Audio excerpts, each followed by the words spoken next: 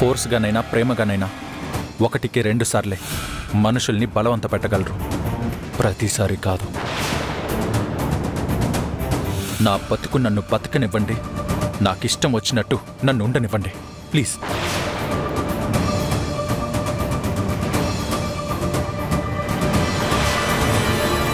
ఏంటి దేవకి, వాడెలా మాట్లాడుతున్నాడో విన్నావా? కొంచెం నువ్వేనా చెప్పాలిగా. చూడండి, వాడికి ఇష్టం లేని పెళ్లి జరిగింది. ఈ విషయం మనందరికీ తెలుసు. నేను చెప్పేది చెప్తున్నాను, చేసేది చేస్తున్నాను కూడా. వాడి కోపం తగ్గాలి అంటే కొంచెం టైం పడుతుంది. మధుకు ఆ విషయం చెప్తూనే ఉన్నాను. అప్పటిదాకా మధు నందుతో మాట్లాడకుండా ఉంటేనే మంచిది. ఎదురు పడకపోవడమే మంచిదండి.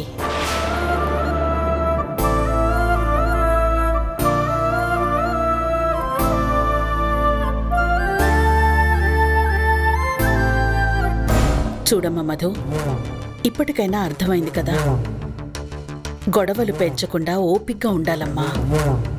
గొడవలు కోపాలు పెంచుకుంటూ పోతే వాడింకా డిస్టర్బ్ అయిపోతాడు. కొన్నాళ్ళు సైలెంట్గా ఉండు. 4 రోజులు వాడికి ఎదురు పడకు, వాడితో అస్సలు మాట్లాడకు, కనిపించుకు. 5వ రోజు వాడే వచ్చి నీతో మాట్లాడతాడేమో, వాడే పలకరిస్తాడేమో.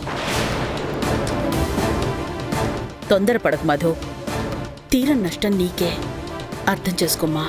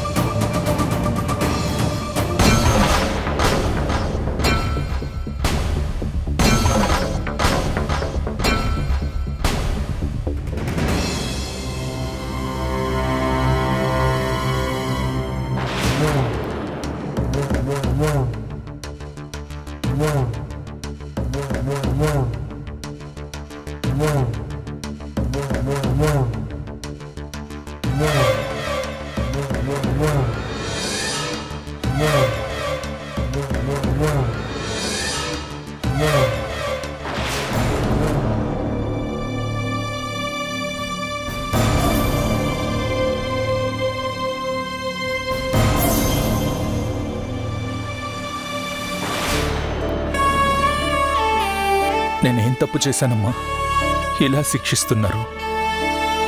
నా చిన్నప్పటి నుంచి నాకు ఊహ తెలిసి ఎదగడం మొదలైన దగ్గర నుంచి నాకు నచ్చింది చేయనిచ్చారు, నాకు నచ్చినట్టు ఉండనిచ్చారు. కానీ పెద్దయ్యాక పెళ్ళి అనే పేరుతో నన్ను ఇబ్బంది పెట్టడం మొదలుపెట్టారు.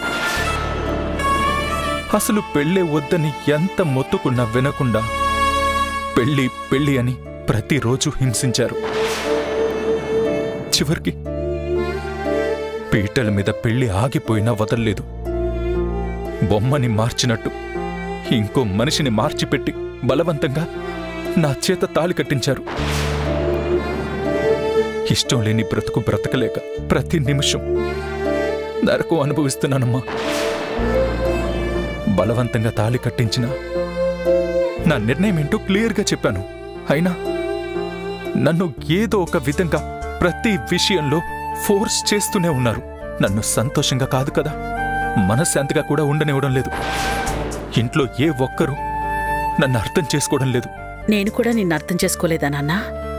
దీనికి సమాధానం చెప్పాలంటే నాకు బాధగా ఉంది.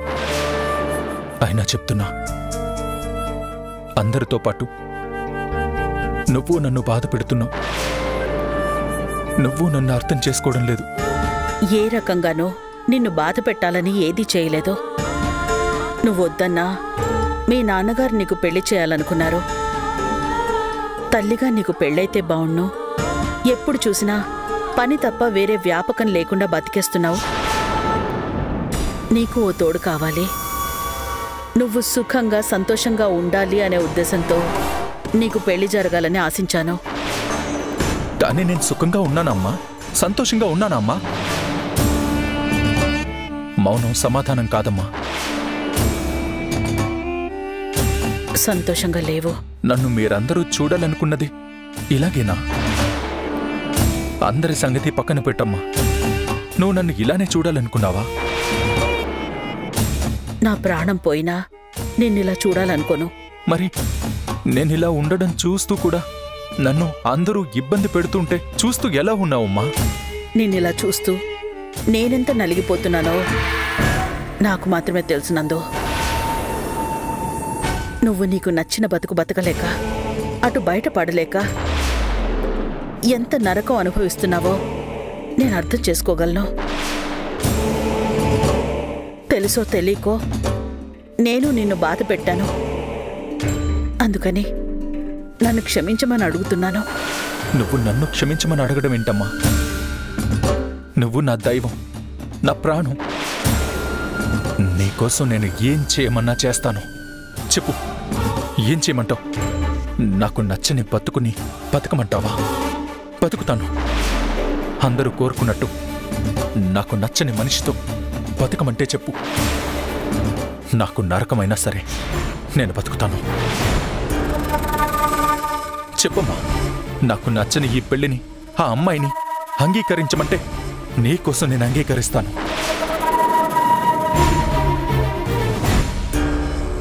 నీలాంటి కొడుకును కన్నందుకు నాకెంత సంతోషంగా ఉందో తెలుసా?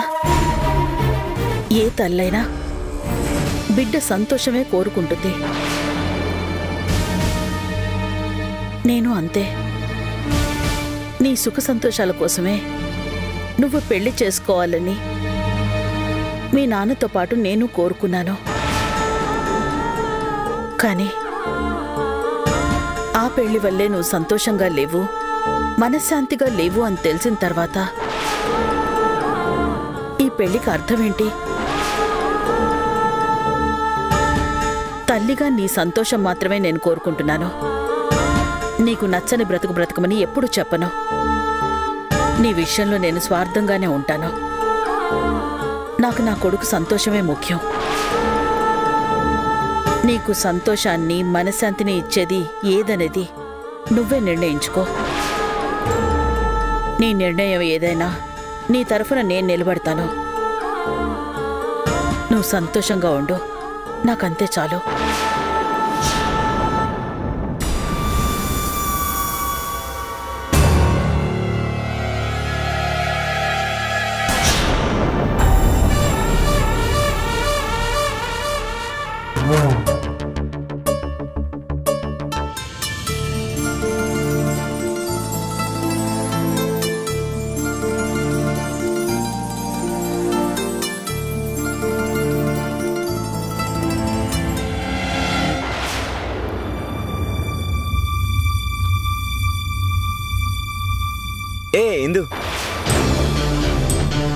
ఇందు, ఇవాళ నేను చాలా హ్యాపీగా ఉన్నాను.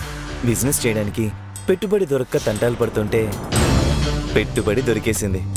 డబ్బులు చేతికి రాగానే బిజినెస్ స్టార్ట్ చేసేయడమే తరువాయి. నిజంగానా ప్రణయ్? నా ఎగ్జైట్మెంట్ చూస్తుంటే నీకు అర్థం కావడం లేదా? నేను చెప్తుంది నిజమా అబద్ధమో? నువ్వు అర్జెంట్కి రా, చెప్తాను. రా, వెళ్ళి దీపం పెట్టి అంతా సక్సెస్ఫుల్గా జరగాలని మొక్కు. త్వరగా కానీ ఇందు, టైం అవుతోంది. నువ్వు హ్యాపీగా దీపం పెట్టి మొక్కితే పని అయిపోయినట్టే. వెళ్ళు. ఏంటమ్మా పెళ్ళాం మీద తెగ ప్రేమ కురిపించేస్తున్నాడు? కాసులు కురిపించే ఐడియా ఏదో వేసుంటాడు, లేకపోతే వాడెందుకు ప్రేమ కురిపిస్తాడు?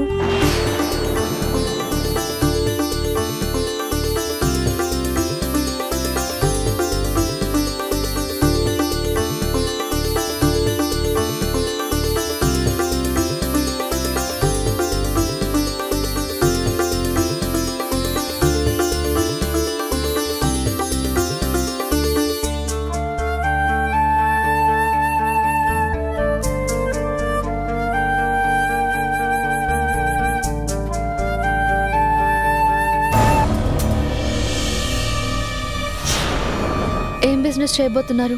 పెట్టుబడి ఎవరు పెడుతున్నారు? పెట్టుబడి నువ్వే పెడుతున్నావు ఇందు. నేనా? అవును. అసలు ఈ బిజినెస్ కూడా నీ పేరు మీదే స్టార్ట్ చేద్దామని డిసైడ్ అయ్యాను. నేను పెట్టుబడి పెట్టడం ఏంటి ప్రణయ్? నీ దగ్గరే 25 లక్షలు ఉండగా ఇక వాడి కాళ్ళు వీడి కాళ్ళు పట్టుకోవాల్సిన అవసరం నాకేంటి చెప్పు. నా దగ్గర 25 లక్షలా? అవునిందు, నీ దగ్గరున్న నగలు తాకట్టు పెడితే 25 లక్షలు వస్తాయి కదా. నా నగలు తాకట్టు పెట్టడం ఏంటి ప్రణయ్? బయట ఎక్కడ పెట్టుబడి అడిగినా సెక్యూరిటీగా ఏం పెడతావని అడుగుతున్నారు. నా దగ్గరే ఉన్నాయి.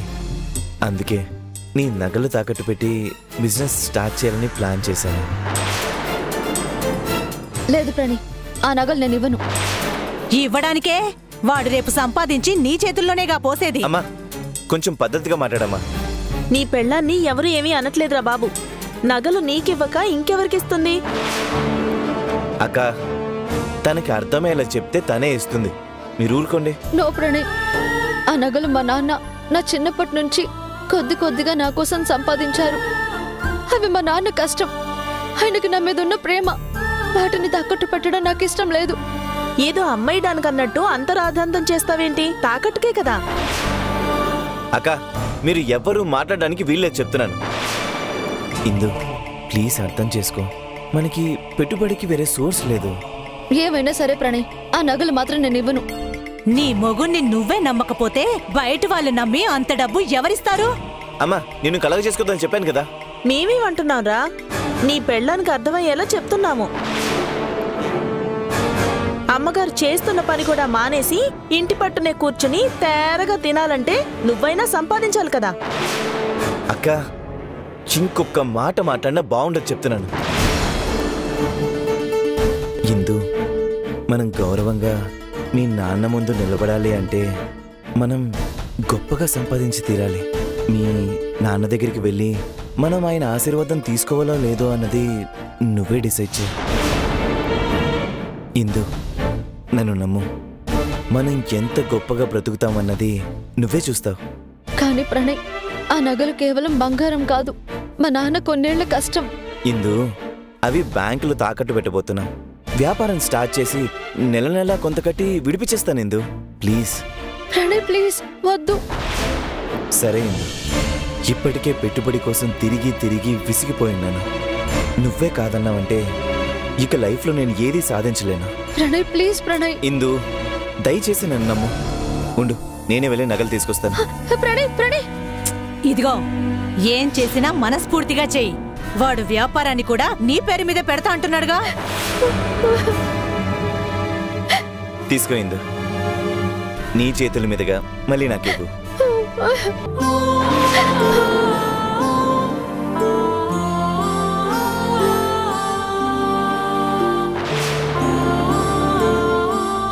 నువ్వేడుస్తూ ఇవ్వక తల్లి, నీకు పుణ్యం ఉంటుంది.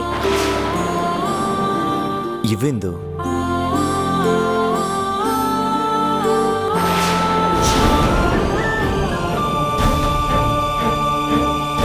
థ్యాంక్ యూ ఇందు, నేను వెళ్ళొస్తాను.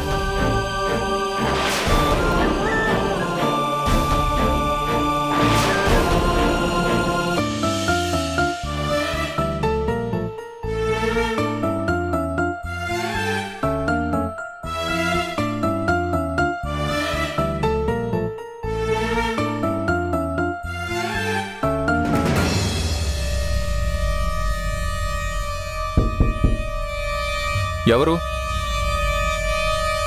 మధు.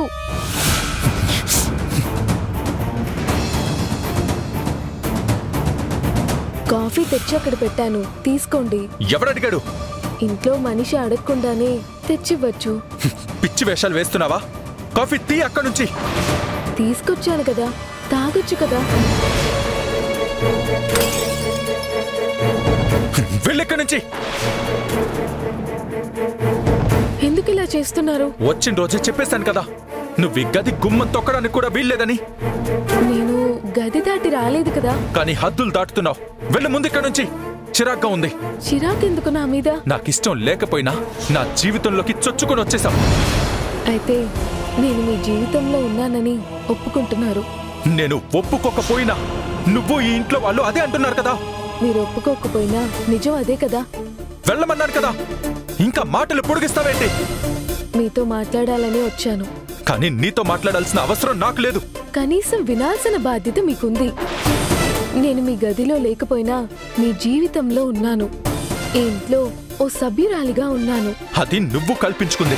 మీరు నన్ను అడగకుండానే తాళి కట్టారు. అది మీకు గుర్తుండే ఉంటుంది. అదే నేను చేసిన తప్పు. ఇప్పుడేం చేయమంటావు? కలిసి తప్పుని సరిదిద్దుకుందాం. కలిసి అనే మాటకి ప్రసక్తే లేదు. ఏ ఎందుకని? ఎందుకంటే నేను ఈ పెళ్లిని ఒప్పుకోవడం లేదు కాబట్టి. తాళి కట్టి ఒప్పుకోనంటే ఎలా? అయినా నేనొచ్చింది ఇలా మీతో వాదించడానికో కోపం తెప్పించడానికో కాదు, సామరస్యంగా మాట్లాడుకోవడానికి. ఈ పెళ్లి వల్ల నా జీవితమే అల్లకల్లోలం అయిపోయింది. ఏముంది సామరస్యంగా మాట్లాడుకోవడానికి? నీ మెడలు తాళి కట్టిన పాపానికి భార్య అనే పేరుతో వచ్చి నన్ను హింసించొద్దు. వెళ్ళు. నేను అదే చెప్తున్నా. ఇలా మాట్లాడి నన్ను బాధ పెట్టద్దు. ఇష్టం ఉన్నా లేకపోయినా మనకి పెళ్ళయింది. మనం భార్యాభర్తల్లా ఉండకపోయినా బద్ధశత్రువులా ఉండక్కర్లేదు కదా. కనీసం స్నేహితుల్లా అయినా కలిసి ఉండొచ్చు కదా. నిన్నెప్పుడు స్నేహితురాల్లా కాదు కదా, పరిచయం ఉన్న మనిషిలా కూడా చూడలేను. ఇప్పుడే కాదు, నీ మెడలో తాళి కట్టక ముందు నుంచి కూడా. అసలు ఆ మాటకొస్తే నిన్ను ముందు నుంచి ఓ అధిక ప్రసంగిలా చిరాకు తెప్పించే మనిషిలా చూశానే తప్ప నీ మీద నాకు ఏ ఒపీనియన్ లేదు. అయితే నేనెవర్ని? చెప్పానుగా, నీ మీద నాకు ఎలాంటి ఒపీనియన్ లేదు అని. మీరు తప్పించుకునే సమాధానం కాదు నాకు కావాల్సింది, సరైన సమాధానం. నీకు సమాధానం చెప్పాల్సిన అవసరం నాకు లేదు. ఉంది, ఖచ్చితంగా ఉంది. నేనెవర్ని? ఈ ఇంట్లో నేనెవర్ని? నా స్థానం ఏంటి? నా పరిస్థితి ఏంటి? నేనేం చేయాలి? ఈ ఇంట్లో జీవోత్సవంలా పడుండాలా? నేనేం చేయాలి? ఈ సమస్యకు పరిష్కారం ఏంటి? నేనేంటో, మీ జీవితంలో నా స్థానం ఏంటో మీరు చెప్పి తీరాలి. పెళ్లి కాకముందు నాకు జీవితం ఉండేది, నాకు ఇల్లు ఉండేది, నాకు ఇంటి పేరు ఉండేది. ఇప్పుడు నా ఇల్లు మారిపోయింది, ఇంటి పేరు మారిపోయింది. ముందున్న జీవితం కానీ ఆ సంతోషం కానీ కనబడడం లేదు. దీనికి మీరు సమాధానం చెప్పి తీరాలి.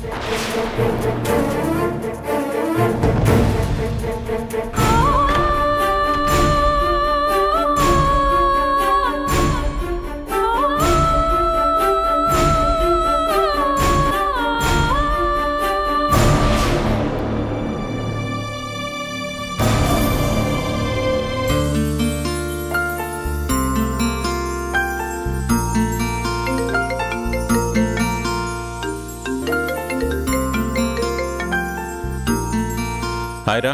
హాయ్రా రాజా, ఎలా ఉన్నావురా? బిజీయా? బిజీ ఏం లేదురా, పనులన్నీ నీ అల్లుడే చూసుకుంటున్నాడు కదా, నేను రిలాక్స్. వాడు ఫుల్ బిజీ. ఇంకేంట్రా విశేషాలు? అమ్మ ఆరోగ్యం ఎలా ఉంది? బాగుందిరా, మందులు మాత్రలు తప్పవు కదరా. అన్నట్టు అల్లుడు గారు ఆఫీస్కి వెళ్ళిపోయారా? ఇందాకే వెళ్ళాడురా. అమ్మాయితో మాట్లాడతావా? లేదురా, నేను నీతో మాట్లాడడానికే చేశాను. చెప్పరా. అదేరా, అమ్మాయిని అల్లుడిని ఇంటికి తీసుకురావడం గురించి చేశాను. అరే రామా, ఆల్రెడీ వ్రతం రోజే చెప్పాను కదరా, పెళ్లికి ముందు ఆగిపోయిన పనులు చాలా ఉన్నాయి. ఆ పనుల్లో వాడు బిజీగా ఉన్నాడు.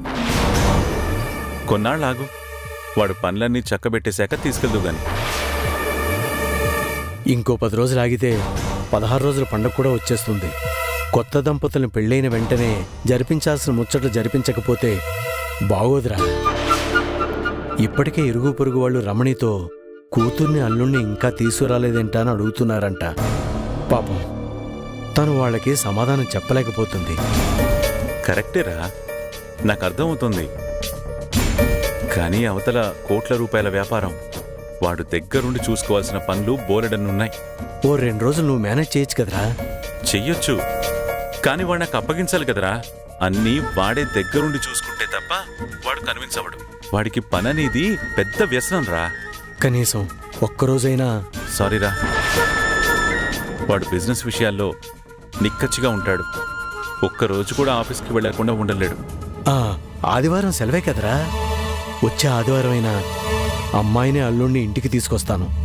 రేయ్, ఆదివారం ఎంప్లాయీస్కి సెలవు ఉంటుంది కానీ బాసులకు ఉండదురా.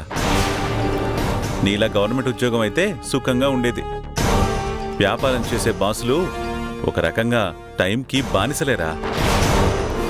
ఆదివారం వాడు ఆఫీస్కి వెళ్ళకపోయినా office calls, Zoom calls, personal meetings అని ఏవో ఒకటి ఉంటూనే ఉంటాయి. అది కాదురా, ఏదో రకంగా ఆదివారం ఒక్కరోజు వీలు చూసుకోమని చెప్పరా. నీకిలా చెప్పడానికి నాకు కూడా ఇబ్బందిగానే ఉందిరా, కానీ తప్పట్లేదు. వాడంతటా వాడు ఫ్రీ అయ్యేంత వరకు ఎవ్వరేం చెప్పినా వినడు. 16 రోజుల పండగకి ఎలాగూ తీసుకెళ్ళాలి కదా, అప్పుడే అన్ని ముచ్చట్లు జరిపిద్దులే. అది కాదురా. రామా, నేనేమైనా కావాలని అవాయిడ్ చేస్తున్నా అనుకుంటున్నావా? చచ్చా, అలా ఎందుకు అనుకుంటాన్రా? నువ్వు మన స్నేహం కోసమే కదా బంధుత్వం కలుపుకున్నావు. మరి నువ్వే అర్థం చేసుకోకపోతే నేనేం చేయనురా? రామా, చెప్పు రాజా. సారీరా. చచ్చా, సారీ ఏంట్రా? సరే ఉంటానైతే. చెల్లెమ్మని అడిగానని చెప్పు.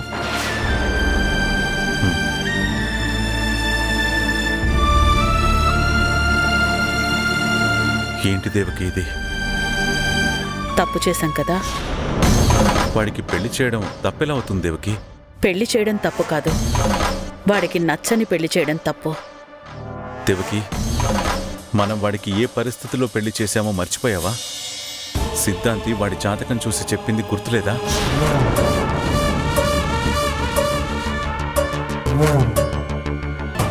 నువ్వు అల్లుడు వచ్చే ఆదివారం మన ఇంటికి వస్తున్నారు. సారీ నాన్న, కుదరదు. ఆయన అల్లుడి గారిని నేను ఆఫీసులో కలిశానమ్మా. ఆదివారం ఇంటికి రావడానికి ఒప్పించాను కూడా. ఆ రామచంద్ర ఏం చెప్పి ఒప్పించుంటాడు వాణ్ణి?